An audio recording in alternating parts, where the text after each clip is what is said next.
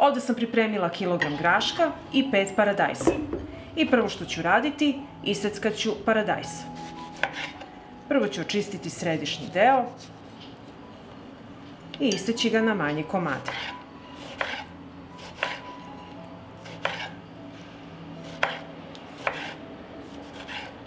Evo ovako. I tako ću odraditi sav paradajs. Pripremila sam čiste i oprane tegle i u svaku teglu sipat ću paradajsa.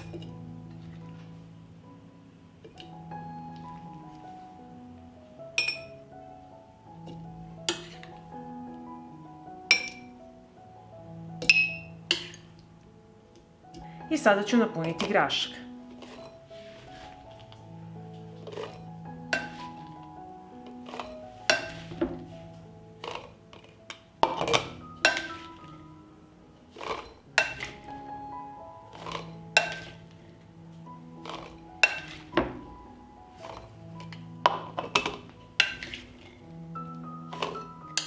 I na kraju stavljam paradajs.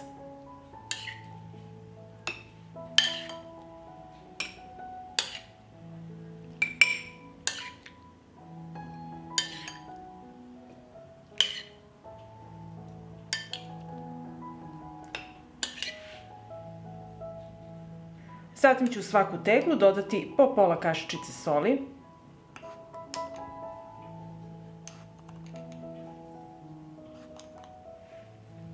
Zatim ću u svaku teglu sipati po kašiku 9% sirćeta.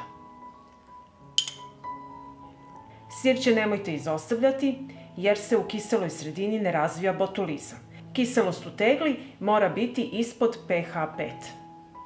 I svaku teglu ću napuniti sa vodom.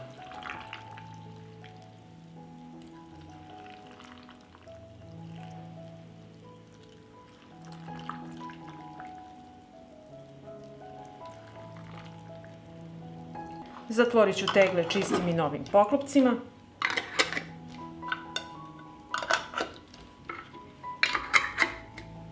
Pripremit ću tegle za pasterizaciju, u šerpu na dno stavljam krpu i unutra ređam tegle. Sipam vodu u šerpu do visine poklopca. Šerpu stavljam na šporet, uključujem ringlu i od momenta kada voda proključa kuvaću sat vremena.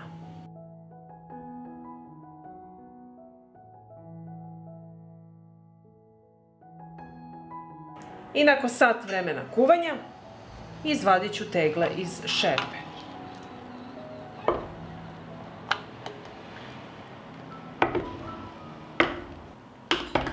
I ovako pripremljen grašak možete koristiti kao gotovo jelo, možete dodati meso, kao prilog ili kao čorbu. Kada se tegle ohlade, središnji deo poklopca mora da utone. Ovako pripremljene tegle traju do 2 godine.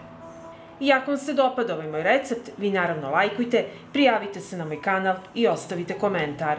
Prijatno!